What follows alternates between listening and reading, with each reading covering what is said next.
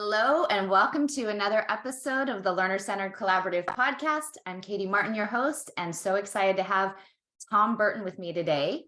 Tom Burton is a superintendent of Princeton City Schools, located just outside of Cincinnati, Ohio, and a member of the League of Innovative Schools, where we met first. Tom has been in administration since 1995 and has been in the Princeton School District since 2015. He is the author of Mark of Leadership, Strategies for Leading with Purpose, Plans, and Passion. And Tom additionally writes for publications both in Ohio and nationally as a columnist for Middle Ground magazine.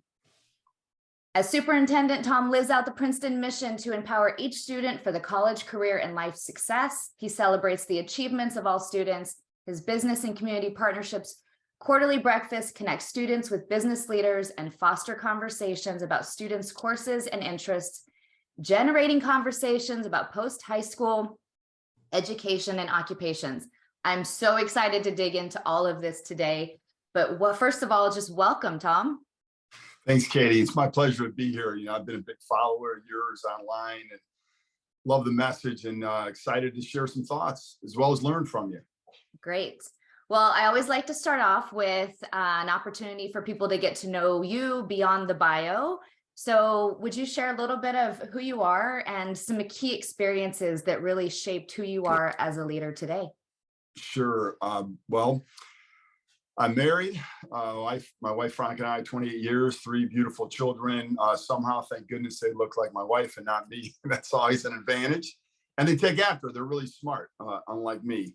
I try to be clearly the way that it started, sense of humor. I think it's really critical for leaders to have that, especially when, each day is so unique and you tend to get pushed and pulled in many different directions. So I feel it's really, really critical to have that sense of humor and being able to look at yourself and self-effacing, if you will. There have been a lot of different opportunities I've had to kind of learn from wonderful people.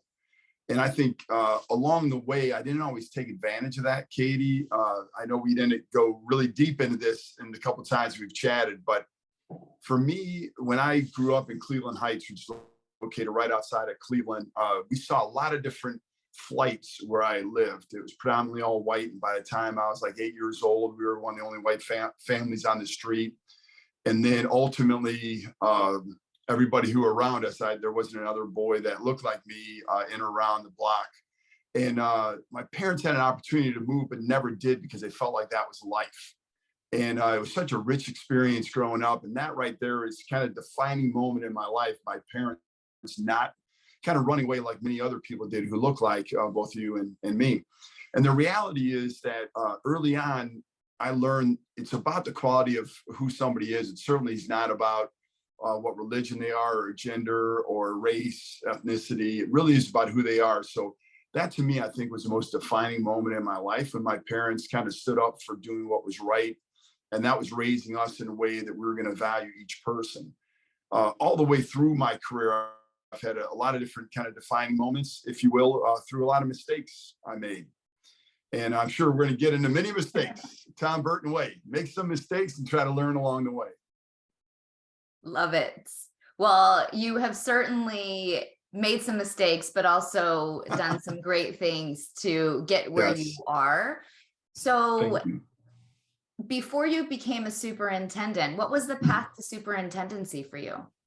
Yeah, it's interesting, Katie. I've been blessed to be able to share some thoughts on other podcasts and different conferences. And I actually confront this because I think early on, I felt like when I was a teacher, day one, I thought I was the best teacher in the world.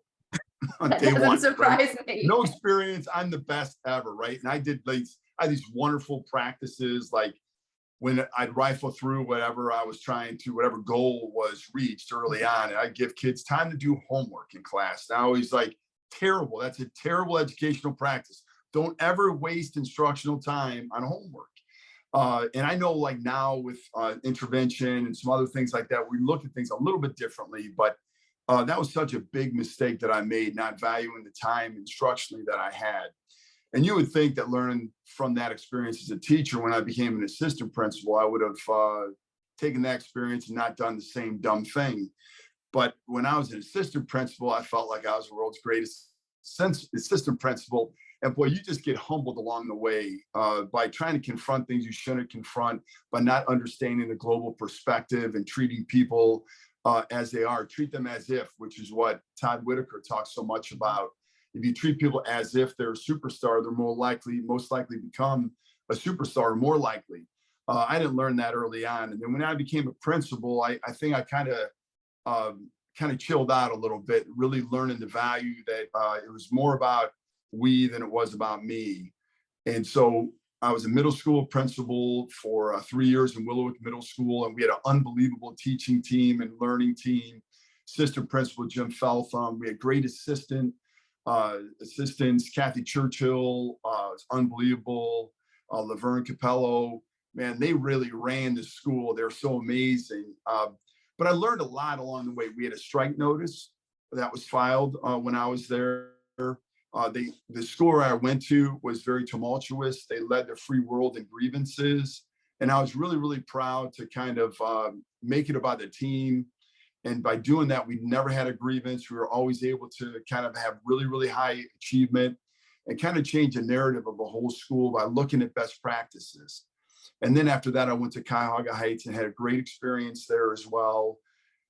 Was able to share like a couple of kind of cool awards that I got, but it really wasn't about me at all. It was about the team, and it was so awesome to be able to share thoughts of those people that were influential in my life. And then I went into central office, and then eventually associate superintendent, and then superintendent. Awesome. And so you've been in Princeton City Schools for almost 10 years now. That's accurate? Well, almost 8. Almost yeah, 8. I came Okay. 2015. Yes, ma'am. I was rounding up. So yeah. Thank you. Feels like 10. Giving you a few extra years. I'm sure COVID, you earned a few extra years. Yeah. Tell us a little bit about the Princeton community for those who don't know a lot about the school district. Sure. Well, even to back up a little bit, Katie. So I was a director of administrative services at Cuyahoga Heights, and things were going great. Some challenges along the way, but the reality is I was thirsting for more, and it was really about my children. Really, when you look at Cuyahoga Heights, beautiful community, I love the people there. It was great. By and large, you always have your setbacks along the way.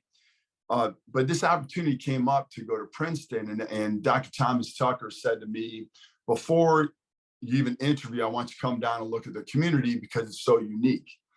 And when we went down there, it was really apparent early on that this is a beautiful, diverse community that I was actually longing for my children to be a part of. So we actually moved down there for associate superintendency, and Princeton City Schools is routinely seen as one of the most, if not the most, diverse school districts in the state of Ohio.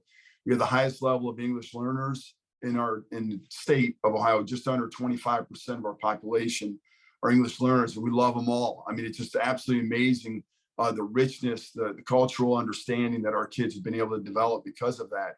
We also have some great wealth in our district, as well as an area that I absolutely love, Lincoln Heights, that's really on the come up, if you will, doing wonderful things in the community. But they're the oldest historically all-run Black municipality this side of the Mason-Dixon line. And they've really done wonderful things in the community. They were on some hard times and kind of really turned it around. So we have we have 4 villages, 2 cities, parts of 3 townships, parts of 3 counties, and they all come to Princeton. So it's awesome to be able to see the tapestry of diversity that we so love. And that's really Princeton in a nutshell. Awesome. I can't wait to visit. I've been in Cincinnati, been in some of the schools, but have yet to be in Princeton, but have heard lots of great things about the work that you all are doing. And before we get into some more of that, because I definitely want to dig into the work that you're doing, we talked a little bit about your background in middle level education, the work you're done. I am trained, so to speak, as a middle level educator. That was my pre-service program, my master's. And really have grown up in education, so to speak, with this middle level philosophy. And so when I was getting to know you and reading more about what you were doing, I couldn't help but think about the middle level philosophy and how it's ingrained in my teaching. And I wondered what your thoughts are on this idea that middle level education around community, mentorship, authentic interdisciplinary teaming. I really think it's the best model for all of education. And I'm curious to get your thoughts on that.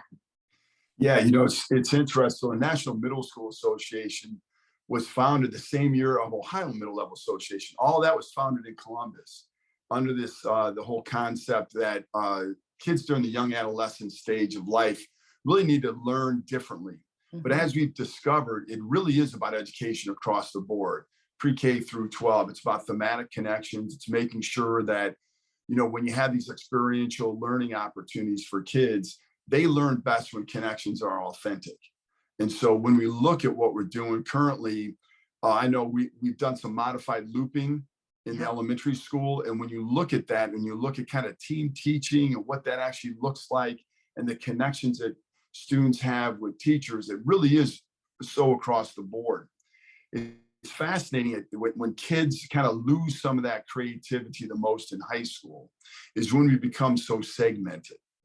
And I feel that the high schools that are the most connected with students that are getting the best results are the ones that actually look for thematic connections.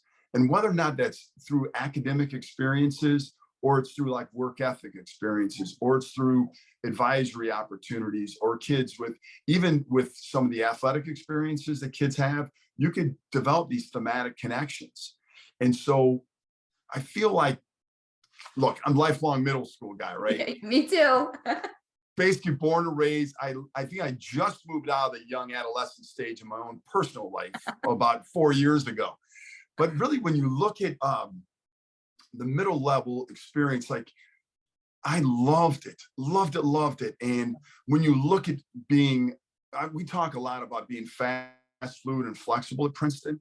And when you look at like in the day of a life of middle level kid, right? They take one step, they fall in love. 2 steps later, they can't stand that person. 3 steps later, they're like fall in love again with somebody else. And then they're like, I can't date you. I can't like you because I love this other person, even though I hated them 2 seconds ago. Walking hormones, they smell, it's awesome. It's just crazy, right? But well, my 2 kids, yeah, I was just saying my 2 kids right now are in middle school. So we are living this, right? They are 7th and 8th grade. They are just totally in that space.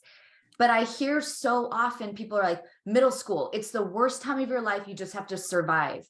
And I feel like we do kids and educators such a disservice when we say things like that and when we act like that. So if we think about the philosophy of how kids thrive in middle school, when we understand their development, we understand their needs, we design for it, just like you said, interdisciplinary, advisory, authentic application. Those are the things that are meaningful. And I've seen the impact of that design on young people, and they really enjoy school and they can find themselves and create those meaningful relationships. But when we treat upper elementary, middle school, high school as just, an early, all about content, getting through the subjects, getting the credit, and just moving people from class to class, grade to grade, of course it's miserable, because like you said, they're all about relationships. They're all about connecting with one another. And when we take that away, we totally take away their engagement and interest in what they're doing. So I almost just blew up right there when you were talking because there's so many things. So when I wrote for Middle Ground, it was awesome because I literally could write about whatever I want. Pat George was the editor, and she would call and she'd say, Tom, 1 week before the submissions due, what are you working on? I said, Pat, it hadn't hit me yet. And then I remember one day in particular, because Pat was always so complimentary, and she said she never needed to worry about editing anything I wrote. And what was funny is the one time she should have, I had a pretty big blunder in there. But anyway, so I remember listening to a group of middle level educators when I was doing some consulting. And I walked down the hall. I remember they were so angry. They were so frustrated and so upset. And they were like, if we only had what that other school had, we would be perfect. And then I turned the corner. I met with the assistant principal and principal, and they're like, it's just so frustrating, Tom. It's frustrating because we had with the high school it would be so much better because they get all the attention. And I was driving home that day. I was so frustrated myself. And I was just like, I got to find something positive. I have to find an outlet. So it just dawned on me right there. I'm going to write an article entitled The Perfect Patch. And in that article, I specifically talked about we spend so much time in life. Now, I think we do it all across the board, but primarily I see this a lot in education, right? Because we're in education. That we spend so much time looking at what other people have. We don't necessarily even know what we have. Right. Like, and so the end of it is this, it's kind of this big moment where I say, perhaps, just perhaps, if we look down and realize where we are, we're standing on the most perfect patch of them all. And I feel like for us to really truly value where we are in life in general, right? But then specifically in middle level, when kids need us the most, that's when kids decide whether or not they're going to continue school, drop out, what they're going to do. They unfortunately, we saw this recently in the news, 3 or 4 big stories about suicide, not just ideation, but completion. And when you look at the value that middle level educators bring each and every day, and our educators in general, but I know we're talking about middle level, each and every day, what they bring, we have to be the most positive when kids are the most negative. When our colleagues are down and discouraged, we have to bring the internal optimism. We have to show them that there is a way, that the value of kids. And I was talking to a superintendent yesterday. We went on this really long walk and we were talking, and she said, she came upon a teacher who was really upset because a student called her a name. And it was a bad name. The student was wrong, right? But the superintendent said, I could not, no matter what I could do, I couldn't help. I couldn't provide enough nourishment. I couldn't do stuff. And she goes, this is why I shouldn't even be in education, because I'm so frustrated with kids. They're nasty, they're this, they're that. And I said to her, I said, did you ask the teacher how many positive interactions they had during the course of the day? Or do we just wallow in that kind of self-pity? And I know we can all get down sometimes, but I just wonder if we as leaders, we as educators, that if we actually help people transition out of that negative to see all the beauty that life brings. And that may be a little Pollyannish, but I'm okay with that because we know that negative exists. But if we can't control it, what the heck are we doing? Yeah, I mean, I love to look up for the bright spots. That's something that I think is so powerful. It doesn't mean we ignore the negative, but we certainly can shift our focus and the lens when we really start to look at the things that are working well. Because like you said, the more and more you look around, you can find so many great things that are happening every day. But as educators, we are so often deficit focused, always focused on what's not working, how we have to fix kids, how we have to fix the system, when if we start looking around and start noticing the interactions, the connections, the growth our kids are making, and start really focusing on that, we can start to see some really amazing things. And, I get to visit schools and classrooms all over the country. I'm so lucky.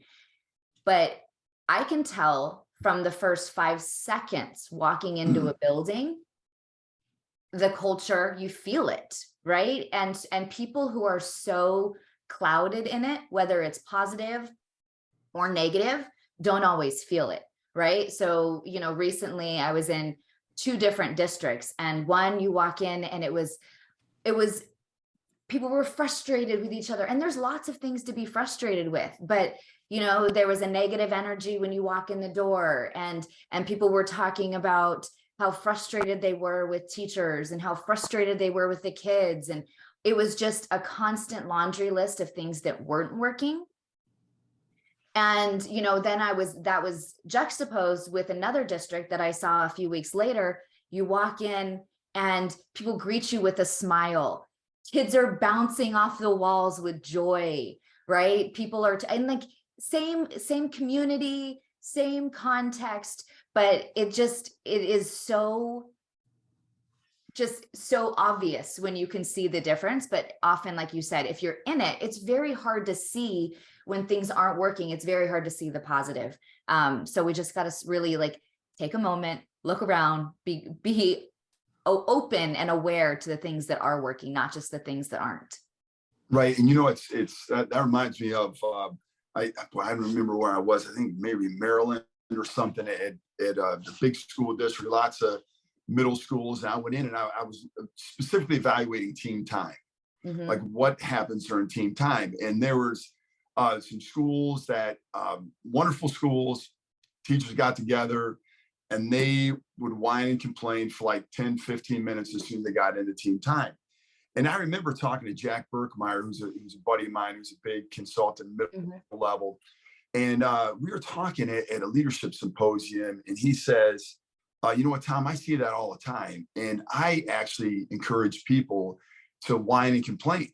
And I'm like, what are you talking about? And he goes, no, Tom, he goes, listen, people need to get stuff off their chest. Yes. So I know this is years ago, but he said, I would encourage them to bring an egg timer, set it for 1 minute and go. Right. And then when it goes off, that's it. And then focus on solutions, focus on specifically helping students get better, whatever aspect you're talking about. And I always found that to be so helpful. And I actually have given that advice, I don't know, hundreds of times for sure, right? To do just that, whether it's in PLCs, advisory, whatever, team time, it doesn't really matter what it is, BLTs, DLTs, right? To allow people to have that opportunity to kind of share some things. But that perspective is so critical. And I'm not trying to, I'm in the middle of rewriting Mark of Leadership right now. And I have a co-author, Sarah Williamson, and we're doing, it's either going to be called Purposeful Practices or Powerful Practices. But I was blessed to be able to talk to 6 amazing leaders to have them share some thoughts. Deb Delisle, who's a dear friend of mine, Dr. Michael Barnes, Melvin Brown, some really big leaders, David Miyashiro, Julie Mitchell, you know, so many of these, right, Katie? And Kim Smith from the league. And just their thoughts were so amazing, but the perspective that we all have is so very, very different. But overarching, I think that's all the same when you have kind of like-minded people that are really trying to change a narrative. And it reminds me of this poem that was written by Pat Kenny way a long time ago. And it's called The Cold Within. And not to bore anybody, but just to save you Googling it, let me just say it starts like 6 humans trapped by happenstance in black and bitter cold. Each one possessed a stick of wood, or so the story is told. Now I'm going to go back to make sure I get the whole thing all right. Their dying fire in need of logs, the first woman held hers back. For on one of the faces around the fire, she noticed one was black. The next man looking across the way saw one out of his church and couldn't bring himself to give the fire his stick of birch. The third one sat in tattered clothes and gave its coat a hitch. Why should his log be used to warm the idle, lazy rich? The rich man just sat back and thought of the wealth he had in store and how to keep from he had earned from the lazy, shiftless poor. The black man's face bespoke revenge as the fire passed from his sight. So all he saw in his stick of wood was a chance to spite the white. The last man of this forlorn group did not accept for gain. Giving to only those who gave was how he played the game. Their logs held tight in death's still hands was proof of human sin. They didn't die from the cold without. They died from the cold within. And that's such a, to me, like, especially now when you look at our world, right? I mean, we see that far too often, like the political nature is taken over some of the school districts. We've seen great, unbelievable leaders leave schools because they're like, listen, I'm not going to do this for another 15 years, or I'm going to, you know, I don't think I'm getting the value, right? Or my voice isn't as powerful as it could be. And I think, you know, to kind of maybe close the chapter on middle level education, when you look specifically at these great practices that we know are true, the perspective we hold matters. Yeah. And I think that when we look at, you know, the whole political nature, we look at all that, there are so many things we can't control, Katie. I went to Oklahoma, but now I'm closing the loop, my friend. There's so many things that we can't control in life. To give power over things we can't control, right? We've done it far too often. For even as superintendents, I think we've done it far too much. We say we need cathartic conversations, but yet we find ourselves drifting into these hour-long conversations. We've not gotten any better, any stronger, or come up with any better solutions. And we ourselves have become the enemy. So a few thoughts. Thank you for that poem. I have to go back and listen to it and kind of think about that a little bit more. But, we started this talking about middle level practices and the difference between people who design specifically for the people, for the age group, for the goals that they have. And as you talked about, teachers being frustrated in their PLC meetings. I've seen the same with principals and superintendents, and I've seen the complete opposite, right? That people in those roles, in those positions with the same circumstances, it is their mindset, it is their beliefs, it is their willingness to collaborate that can totally change a school. It can totally change a district. It can totally change the pathways and outcomes for young people. And I think that's why I'm so passionate about this work, is because I believe that the more and more people see possibilities, they see what can happen in the district next door or across the country, and they can start to say, maybe we can do that here too. Maybe it doesn't have to be the way it always has. And, that stems from knowing your community, knowing your context, knowing the research, knowing how we learn, and then designing specifically for that. So I know that you have also done that in Princeton. And one of the things that really piqued my interest as we were talking at the World of Work conference in San Diego a couple weeks ago, maybe that was just last week, I can't keep track. Yeah. You talked about how you have started partnering with businesses in Princeton to give more opportunities and pathways and internships for your students. Can you talk a little bit about what you've done and how that's grown over the last couple of years? Sure, and not surprising, this is going to start with a big blunder I made for a long time. So, I always believed in developing relationships with businesses and partnerships with businesses. That's something I've always done, but I always did this, right, with my hands out, right? Like, what can you give me? Mm-hmm. Right. And so I would talk to them in that really kind of myopic viewpoint. And then when I was first named interim superintendent, and I was in front of 38 business leaders at a business community partnership breakfast, and I stopped myself mid-sentence. And I said, this is embarrassing.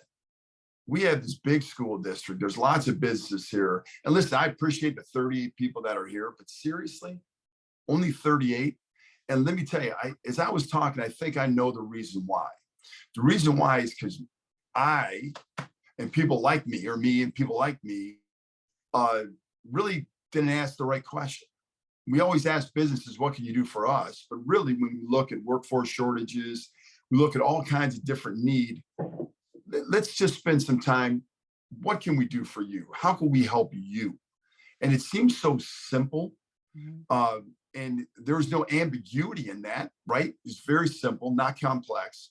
But the reality is the businesses, they loved it. And we sat down and we kind of designed different programming specifically around, like, how can we do it? How can we get more kids there?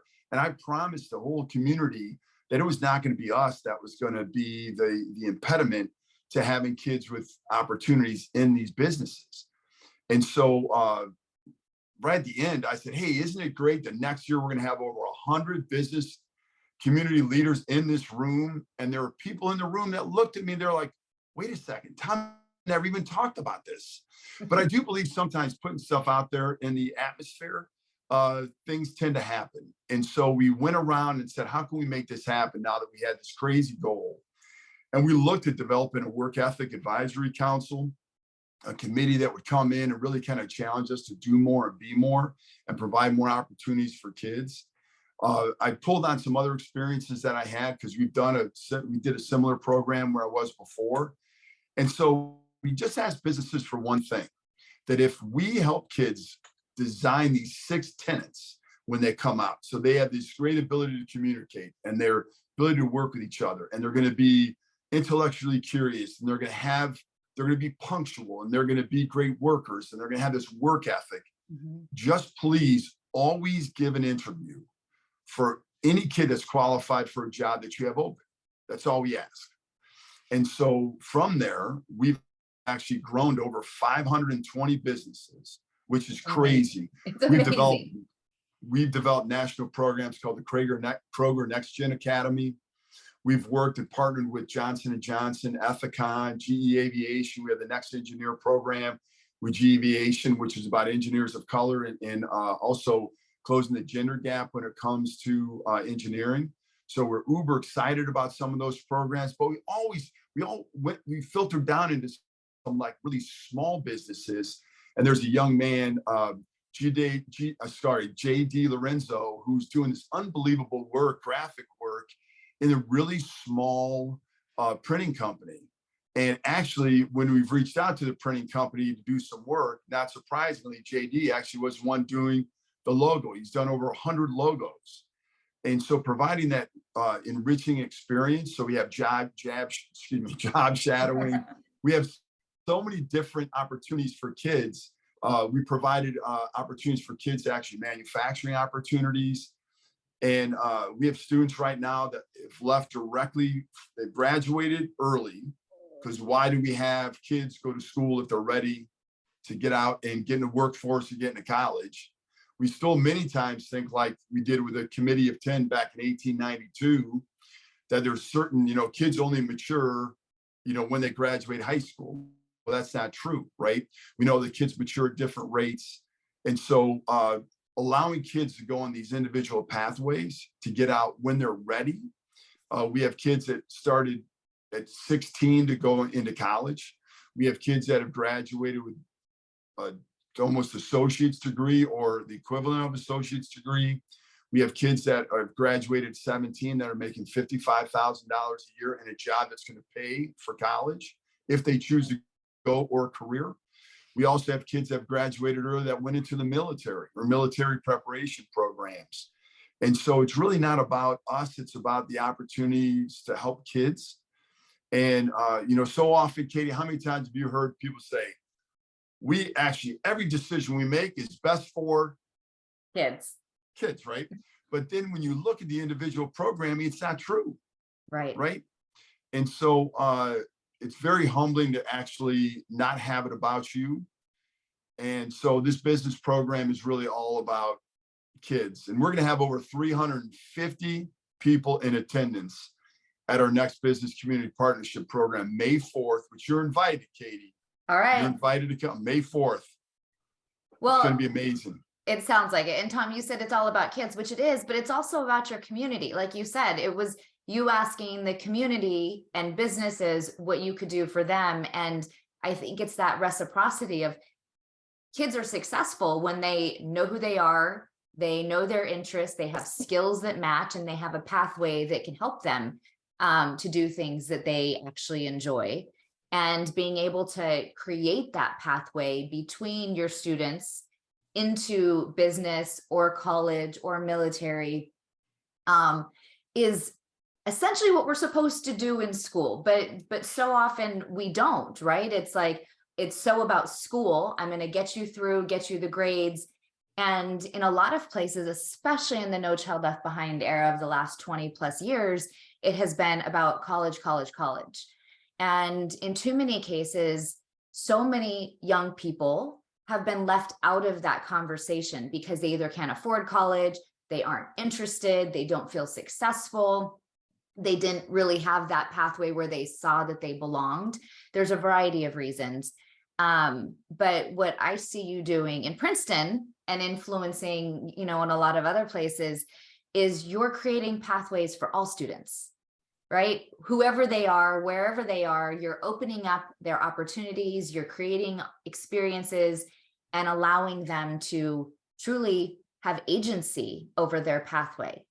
So that's kudos to you. That's amazing. And I'm curious, how has that impacted their time in school, in their academic courses, and how they're interacting and how teachers are seeing them as well? Yeah, and you know what? We have such a wonderful team to help support. We hired a young lady, Rebecca McGowan, who through a partnership we have with our career and tech center. And I remember the second week of school, I thought she was going to quit. She was so overwhelmed. And, I promised her, I said, you have the gift, just stay with it. You're going to create things that we never could dream of. And she did, right? And it's amazing. And Trisha Roddy, our director of communication, who was with me from the start of this crazy notion of just growing exponential connections and opportunities. And when we ended up getting a gift through a foundation to be able to hire Tanya Key, it's the same thing. And John Fricky, director of operations, when I call him, I'm like, John, guess what? We have 250 people signed up for our business partnership breakfast, and we have to turn around the cafeteria in 5 minutes, right? So all these people work so hard, and the list goes on and on. Ron Ballmer, the principal of the high school, and Dave Maxim at the middle school, and the counselors, I mean, literally goes on and on. But there's a simple concept that we've talked so much about. A great example is actually one of your colleagues and someone who you're blessed to be able to work with, who left the superintendency. He was an amazing superintendent who I looked up to him, even though I'm a little bit taller than him. Marlon Stiles, who did great work. But I remember he talked to Julie Mitchell, and they were talking about creating opportunities for students to have authentic voice.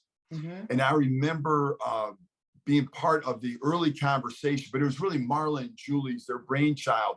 But when he talked about this, I thought about one student in particular when they created this C Summit, See Us All. And it was amazing opportunities for kids to have voice across the country.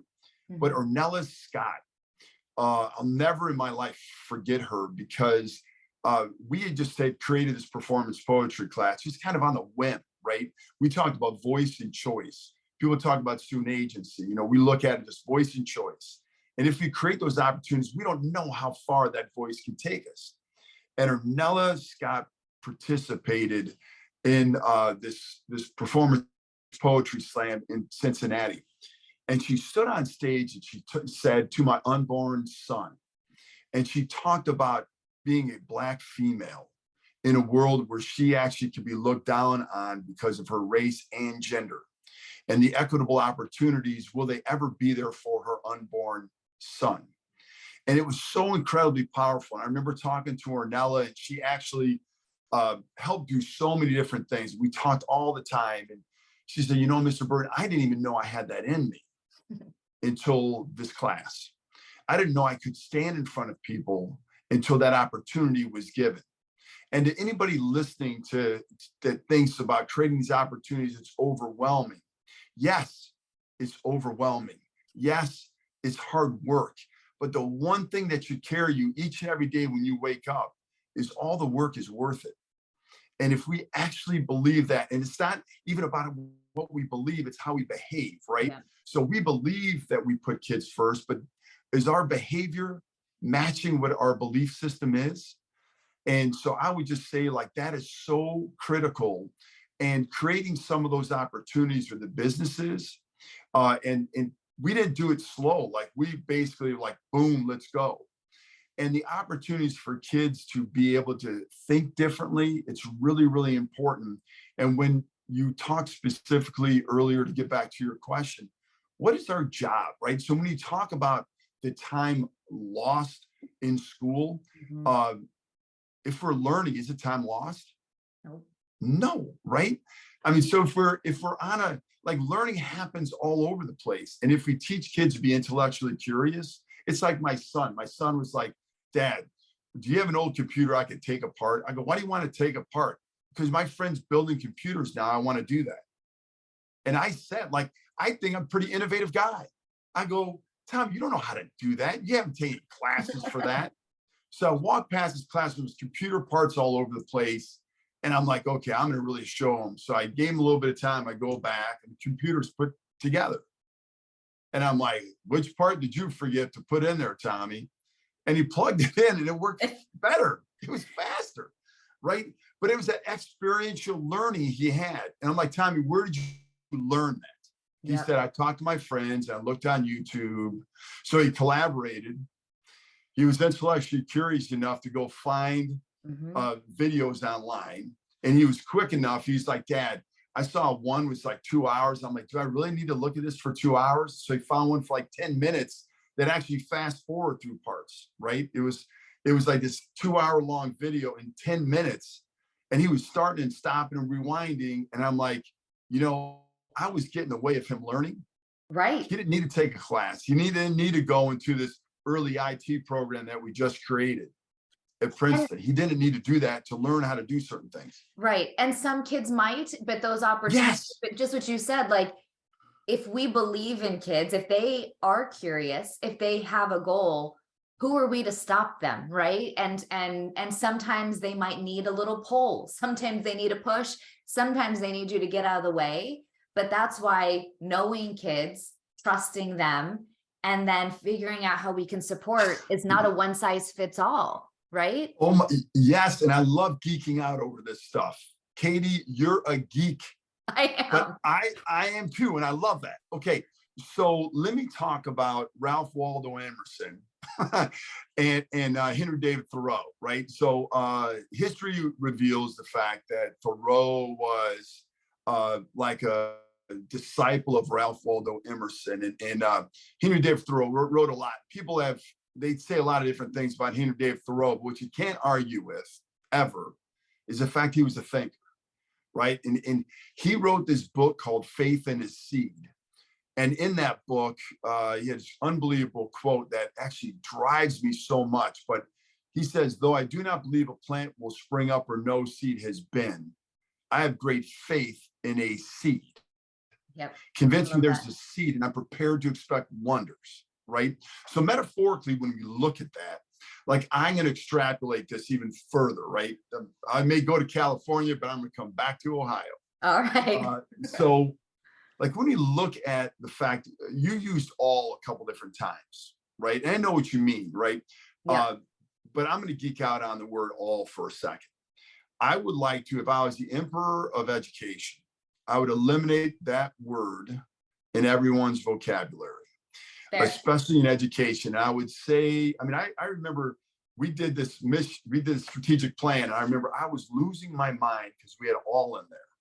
And we talked about personalized learning. I said, how on earth can you use the word all? What does all mean? Like all of us are going to go to lunch after I finish this rank, right? All of us, right? But everybody, like all of us want to go get something to eat, but everybody doesn't want to go to Chipotle. Well, what are we going to do? All of us are going to go to Chipotle. So I actually tendered my resignation if they didn't use the word each. Like a geek, Fair. Right? Yeah. No, each matters so much.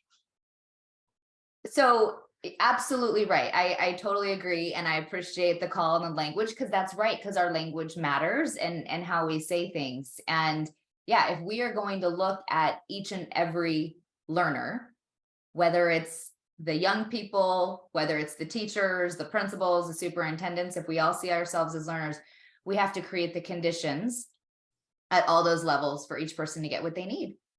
Right. And that requires us to do something differently in our systems than we have done for many, many, many years. Yes. We were in DC. I don't know if you remember that. We were at a function and we were having a very direct conversation back and forth. Right. But I loved it. That's why I knew, like, I so value who you are, because you're going to express your opinion. And I love the fact that people have voice. Right. Yeah. But the next day, if you remember, we were walking the Washington Mall, and it was right. I want to say we just turned right by the monument, and I don't know why we all basically wanted to take a picture of the monument, like looking up, like our phones were pointed up. And then when we all came back, we literally all started talking at one time, right? And so to draw that kind of to bring this back into the each versus all conversation, all of us matter, right? We all do. So like, I know like all matters or whatever, but when we go through, like when we intentionally talk about creating student voice opportunities, and then we behave like we have to create something, the same thing for all students, that's where you can't talk about each thing. Right. Because it can't be the same. Warren, I think it was Warren Spady said, all children can learn, succeed, but not in the same way on the same day. A heck of a many years ago. I mean, it was so long ago, and it's not complex.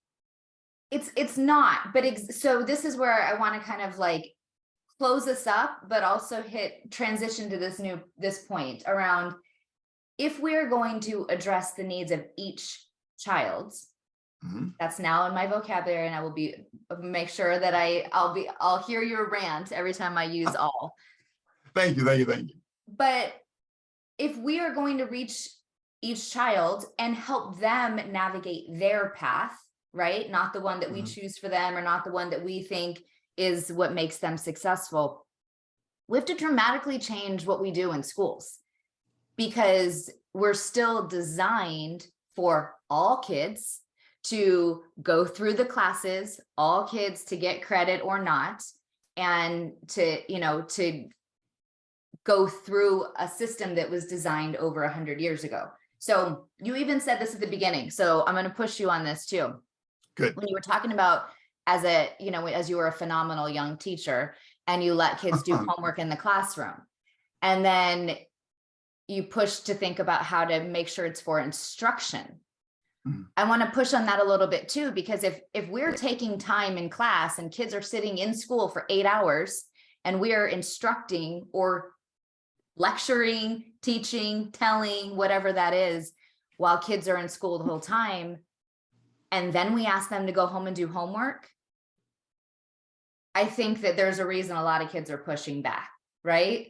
Because we have to think about, what are we doing with our time during the day that is instructional, but is really empowering learners to do what they need. Whether it's, do I need to go sit in this class for 16 minutes? Do I need to go work on the computer with my buddies? Do I need to go to an internship? Right. Do I need to go back and just, learn some of these basic skills because I have some gaps? But if we really think about, it shouldn't be about what I need to do as a teacher to instruct all of you. It should be about what each learner needs to do every day to get to the goals that we have set. Yeah. So and anybody who's listening to this, rewind this and go to when we had this conversation. I tried to kind of give a little flexibility in case this came up, but it was true, right?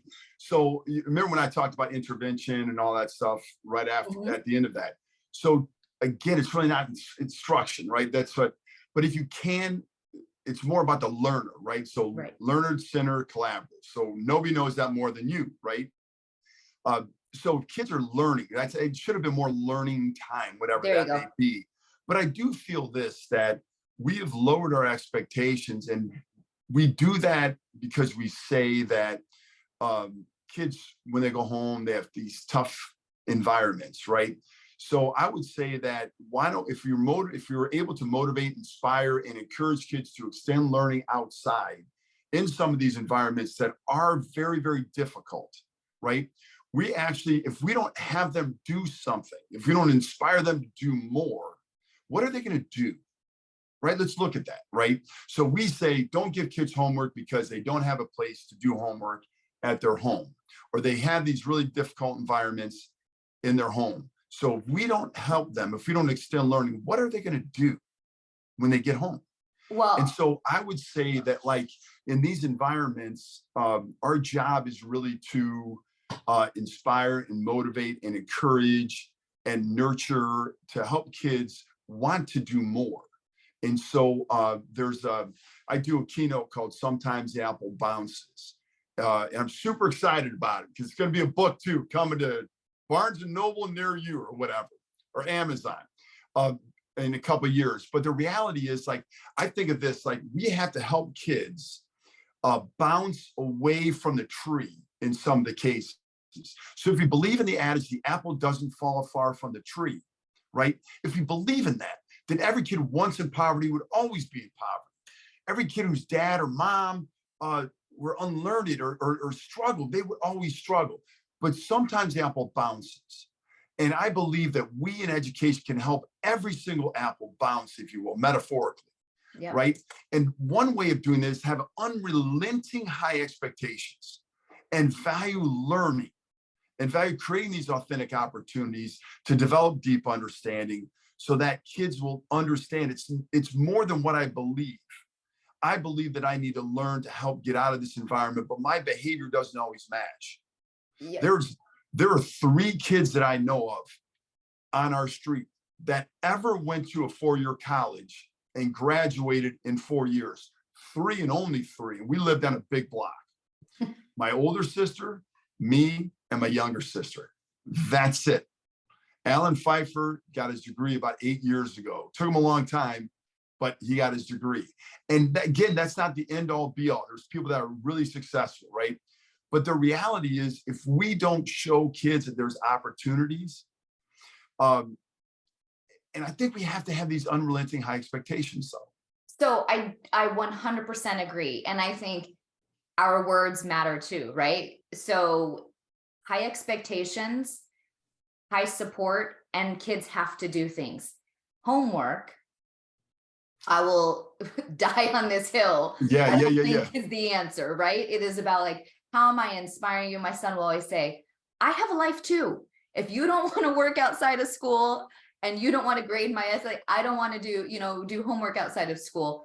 But it's, what are we doing during school that matters? How are we using the 7-8 hours that we have meaningfully? How are we allowing kids to do extracurricular activities, providing those opportunities to be in team sports, to be in, theater and music and all the things that they want to do? But the idea that success now is, come check with me 4 or 5 years when my kids are in high school. But I see this so often, and that kids have to be in AP classes. They have to get these high test scores. They have to do 4 to 5 hours of homework a night. Then they have to be involved in these athletics and clubs. And it's the race to nowhere in some places that I want them to not have to be overly stressed and impacted. And there's a fine line between high expectations and overscheduling and stressing young people out. So I love this conversation. The high we expectations. Have 3 more minutes, and then I got to get to Yeah. That's okay. rapid fire, just so you know. Yeah, rapid fire. Okay. So high expectations doesn't mean that we're going to be unreasonable. It doesn't mean that we're not going to be flexible. But what it does mean is that someone comes to school and they didn't do A, B, and C to be prepared, or whatever the case is, or they're in class or whatever. We have to care enough to help kids break these cycles. And if we don't show them through high expectations, I believe that we actually keep them in these cycles. And the great example is data meeting I was in not too long ago, an hour long. They talked about 4 students. I heard about grandma and grandpa. I heard about all this stuff, the new cars. I heard about everything. I heard about every story in the world. 4 kids. That's all the solutions they came up with. And they have 60 kids in a grade level, where 48 of them are not on grade level. And I'm like, you had to talk about every one of those situations. And they're like, well, it's important that we know. Yes, we know. But I think there's big spheres of knowledge, right? So if you know that a student has a home life that is very challenging and difficult, and we need to provide these solutions in school, we probably don't need to go down the whole family tree to talk about the trauma that has existed. We need to know the concepts of the trauma, right? But then we need to go to solutions. And I believe in stories. Obviously, we shared some stories here, but the reality when it comes to kids and we have limited time, then we need to be able to take that time to create solutions. Yeah. Sense of urgency, high expectations, doing things differently for each child. Yeah, I mean, it does. And I think for me, it goes back to, we have to know our kids, and we have to, know, we have to believe in them, and we have to help each of them figure out where they're going. All right. Last point. Yes. Okay. So in conclusion, I think we're really, really close in education. I have great faith. I know that there's a seed there, right? I know there is. So when we have kids in middle school do all about me, right? It's like this big thing, do all about me. You see it all over the place. It's great, whatever. But what is actually done with that, right? And do we have do you have, and just go back 10, 20 years. Do you have an index card? Do you have some type of system so where you go look at how the kid self-identifies their interests, right? So that you can actually take that and apply that to instructional methodology, to be able to apply that to choice boards. Do we have that there? And then principals. Do you really know what the teachers are interested in?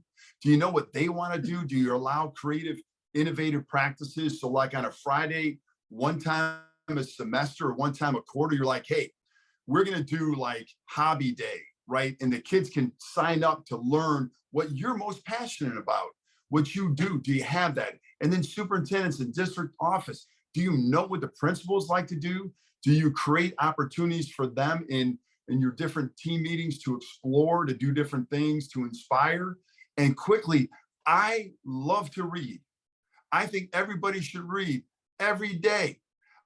I think you should read. I would assign books every week to read. I used to be a voracious reader. I love to read, but every single person on my cabinet doesn't love to read. And guess what? Me not being so smart, what I just started doing, I'm like, well, instead of reading The Infinite Game, let's break down a video of Simon Sinek. Let's break it in chunks. That's a good instructional methodology so that people can understand the concepts. It's not about how you do it. It's about what you learn. Yep. Bam. Bringing it back to middle school. I love it, and choice for adults. We should encourage choice for young people, clear expectations, but there's different pathways to get there. So when I say quick, I mean quick, Tom. We have 2 minutes. You ready? I have 5 questions. What's one thing we should stop doing in education? Stop. Oh my gosh, so many things. All right, I will say stop being negative. Okay, what's one thing we should start doing? You should start having stop doing list.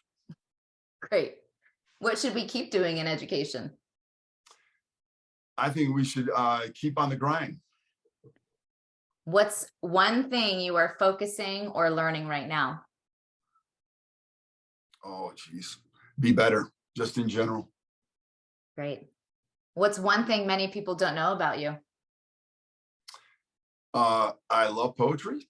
I've written songs, and I wrote a song that was sang at commencement by a cappella.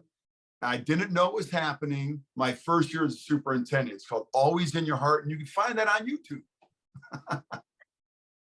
Here's the next question, but I'm skipping it because you've given us a lot. Favorite quote or saying? Go back and listen to the episode to find out those. Henry David Thoreau. All right. What is something you are grateful for right now? Oh, I'm grateful for the greatest siblings in the world. I love my family, my immediate family, but my wife and 3 kids, but my sisters are the greatest ever that inspire me every single day.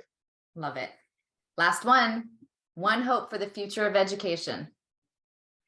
That we actually will create equitable opportunities for each student that will, so to afford kids an opportunity to be successful as they possibly can and continue to love one another, or get to the point where we love one another, because that's not where we're at right now, unfortunately.